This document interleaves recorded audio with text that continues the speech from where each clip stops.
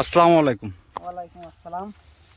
দেখছি যে এখন এই যে ভেন্ডি তুলছেন, এর কিছুক্ষণ আগে দেখলাম যে কুশি তুললেন। তো এটা কি আপনার পূর্ববর্তী পেশা ছিল কৃষি, নাকি আপনি আপনার এই কৃষিকাজে হঠাৎ করে আসছেন? না না, আমি আপনার কৃষি কাজ করি বিগত 12-13 বছর আগের থেকে। আচ্ছা, আমি লেখাপড়া করার ভিতরে আমি কৃষি কাজ করি। আচ্ছা আচ্ছা, মানে আপনি পড়াশুনো করছেন, পড়াশুনো করে কৃষিকাজে আত্মনিয়োগ করছেন, কোনো চাকরি বাকরিতে যাননি? না না, যাইনি। আচ্ছা, আমি যখন পড়াশোনা করি রানিং, জি, তখনই আমি কৃষি কাজ করি। আচ্ছা। তা আপনি আপনি আপনি কোনো চাকরিতে গেলেন না কেন? আমার চাকরি পছন্দ না, তাই বিশেষ করে সরকারি চাকরি তো হবেই না। কারণ যে এর আগে যে কোনো আমরা রাজনৈতিক সংগঠনের সাথে জড়িত ছিলাম, আচ্ছা আচ্ছা, বা এখনো আছি ওইভাবে আর কি, কোনো প্রত্যক্ষ নেই। তারপরেও আছে, যার কারণে ওই আমলে আমাদের সরকারি চাকরি হওয়া সম্ভব ছিল না। আচ্ছা আচ্ছা, ছোট হোক আর বড় হোক না কেন।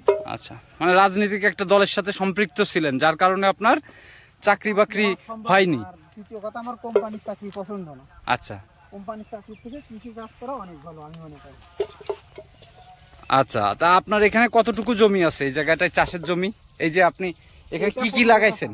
এটা 15 কাঠা। এখানে পুল্লা লাগানো আছে, কুশি লাগানো আছে, আর এর খোল দিয়ে ভেন্ডি লাগানো আছে। আর ওই নিজেদের খাবারের জন্য একটু লাউ লাগানো আছে। আচ্ছা, 15 কাঠা জমিতে আপনি কি কি চাষ করছেন? পুল্লা, কুশি, ভেন্ডি, লাউ, এইগুলা। আচ্ছা, তো আপনার এই জমি কি আপনাদের নিজেদের? হ্যাঁ, নিজেদের। কতটুকু জমি আছে এখানে? এই এছাড়াও আরো কতটুকু আছে? এছাড়া এখনো আমার আব্বার আছে 4 বিঘা মতন আছে। 4 বিঘা জমি আছে, সেখানে কি ধান টান চাষ করেন? ওগুলো আমার আব্বা করে আর কি। আচ্ছা, আমার আব্বার মতন আলাদা ভাবেই করে। আচ্ছা, ধান চাষ করে, কচু লাগাই, পাট লাগাই না এখন আর। তারপর আপনার সরিষা লাগাই। মানে আপনার পিতাও কৃষিকাজে সম্পৃক্ত আছে? পিতা সাবেক একজন ব্যবসায়ী ছিল। আচ্ছা, আরো আমার বাবারও অনেক বয়স আর কি, 80 প্রায় 80 বছর বয়স। তো উনি একসময় ধান পাট হিসাবের ব্যবসা করতো, আড়তদারি ব্যবসা করতো। আচ্ছা, এখন বর্তমান বয়স হয়ে গেছে, তাই কৃষি কাজ করে। নিজের জমি দেখাশোনা করে, লোকজন নেই, লোক যে কাজ করায়নি। তো কৃষি কাজ করে কি আপনি এখন ভালো আছেন?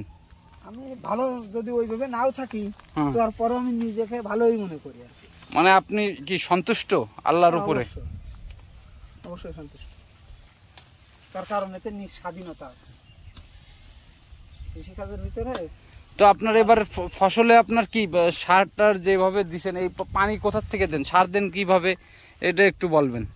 পানি ওই আপনি মোটর দেখতেছেন, সেচ পাম্প ওইখান থেকে। ও, এই পাশেই সেচের ব্যবস্থা আছে? বাজার থেকে কিনে ক্রয় করে আনি, বাজারে ডিলার আছে, ওদের থেকে নিয়ে যখন যেরকম যা লাগে সেভাবে আর কি। আপনার এই কৃষি কাজের উপরে কি কোনো ট্রেনিং নেওয়া আছে, নাকি আপনি শিখছেন কারো মাধ্যম দিয়ে? কিভাবে আপনি এগুলো করলেন? কৃষি কাজের উপরে আমার কোনো ট্রেনিং নেওয়া নেই, এটা আমার করতে করতে নিজেরই অভিজ্ঞতা তৈরি হয়ে গেছে।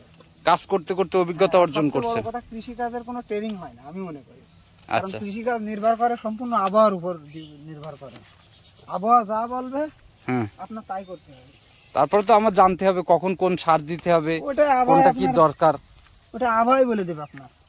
আচ্ছা, এমনও আছে যে আপনি আবহাওয়ার কারণে এখন সার দেওয়া খুব প্রয়োজন, কিন্তু আবহাওয়ার কারণে বা অতিরিক্ত বৃষ্টির কারণে আপনি সার দিতে পারতেছেন না। অতিরিক্ত রোদ্রে বা খরার কারণে আপনি সার দিতে পারতেছেন না, এরকমও হয়, বুঝছেন? ওটা কৃষিকাজ নির্ভর করে সম্পূর্ণ আবহাওয়ার উপর। আপনার ওই যে বলে যে ট্রেনিং নিয়ে বা এসব কাজে কৃষিকাজ করে লাভ হয় না, ওইভাবে ট্রেনিং নিয়ে কৃষিকাজ করে। হ্যাঁ, তারপরে ট্রেনিং এর প্রয়োজন আছে। কিছু কিছু দেখা যাচ্ছে নিয়মগুলো জানা যায়। হ্যাঁ, কিছু তাই বলে সবকিছু ট্রেনিং এর উপর নির্ভর করে সবকিছু প্রয়োগ করলে আপনার চাষাবাদ হবে না, সফল হওয়া যাবে না। মানে নিজেরও কিছু এক্সপেরিয়েন্স থাকতে হবে, কখন কি থাকা লাগে, অতিরিক্ত ধারণা থাকা লাগে।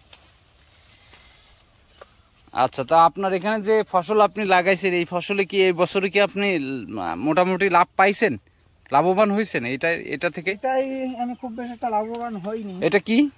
এটা পুল্লা। পুল্লার তো ফলন হয়েছিল, ফুলও দেখছিলাম অনেক ভালো হয়েছিল, শেষের পথে না এখন একটু কমে গেছে ভাই। আচ্ছা, পুল্লার থেকে আপনি তেমন একটা লাভ পাননি। এই এই জমিটা থেকে আমি টোটাল খুব বেশি একটা ভালো লাভ পাইনি। আমার এই যে ভেন্ডি দেখতেছেন না, জি, ওই পাশে আমার আরো এরকম 10 কাঠা পরিমাণ ভেন্ডি লাগানো আছে। আচ্ছা, আমি ওই ভেন্ডিটা সব থেকে লাভবান। ওই পাশের জমিতে যে ভেন্ডি লাগানো আছে ওইটার থেকে লাভবান হয়েছে। ওইটার থেকে লাভ, এটা বুনার শুরু, এই আর কি খোলের ভিতরে ই করে বুনাস না রেখে আমি লাগাই রাখছিলাম। আচ্ছা আচ্ছা আচ্ছা। আর মূল্য তো ভেন্ডি লাগানো আছে আমার ওই পাশে। আচ্ছা, আর ওই যে ওই পাশে যে যে ই লাগানো ওইটারে কি বলে? কুশি। কুশি। কুশিতে আপনার কেমন কি হয়েছে?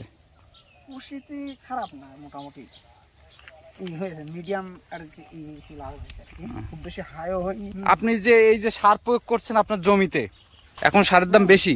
অনেক বেশি, অনেক বেশি। টিএসপি আপনার 4-5 টাকা করে কেজিতে বেড়ে গেছে বিগত কয়েক মাসের ভিতরে। টিএসপি 4-5 টাকা কেজিতে বেড়ে গেছে। অন্য অন্য সারের দাম, কীটনাশকের দাম ওইগুলো অনেক বেশি। সব থেকে বড় কথা, আমাদের বাংলাদেশে এর সঠিক ই হয় না, মূল্য নির্ধারণ হয় না। যার যার ইচ্ছা মতন দাম নিয়ে নেয়। কোম্পানির লোক যারা আছে তারাও ওই একই কাজ করে, আমাদের স্থানীয় ডিলাররাও ওই একই কাজ করে। আর এই সারের এই মানে আপনার কীটনাশকের যে ক্রিয়াটা, এটা সঠিক প্রশ্ন আছে আমাদের বাংলাদেশে। মানে কীটনাশক যে আপনারা ব্যবহার করেন, এই কীটনাশকের গুণগত মান নিয়েও আপনাদের সংখ্যা আছে যে এটা আসলে সঠিক কিনা, মানে সঠিক পরিমাণে আছে কিনা।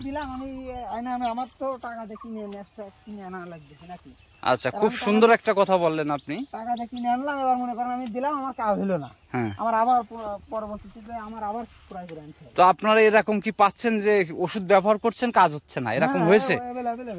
অ্যাভেলেবেল হয়েছে। তো আমি আমার এই ভিডিওর মাধ্যমে সংশ্লিষ্ট যারা এর দায়িত্বে আছেন, ওষুধ প্রশাসনে যারা কীটনাশক নিয়ে কাজ করেন, কৃষকদের নিয়ে কাজ করেন, তাদের দৃষ্টি আকর্ষণ করছি। অবশ্যই আপনারা এই ভিডিওটা কেউ না কেউ দেখবেন, তাদের অবশ্যই দায় থাকে। তো এই দায়িত্ব থেকে আপনারা অবশ্যই যেন কৃষকরা সঠিক কীটনাশক পায়, কারণ অনেক কোম্পানি এখন তারা কীটনাশক তৈরি করছে কিন্তু কীটনাশকের মাত্রা কম, কীটনাশকে কার্যকারিতা কম। কীটনাশক নামেই কীটনাশক, টাকা দিয়ে কৃষক কীটনাশক কিনে নিয়ে আসার পরে সেটা জমিতে যখন প্রয়োগ করে সেটার থেকে ভালো কোনো ফল পায় না এবং কীটনাশকটা কোনো কাজে লাগে না। তো তাহলে কৃষক কিভাবে বাঁচবে? ধন্যবাদ জানাই যারা আমাদের সাথে এতক্ষণ ধরে ছিলেন। ভিডিওটা অবশ্যই লাইক, কমেন্ট এবং শেয়ার দিবেন।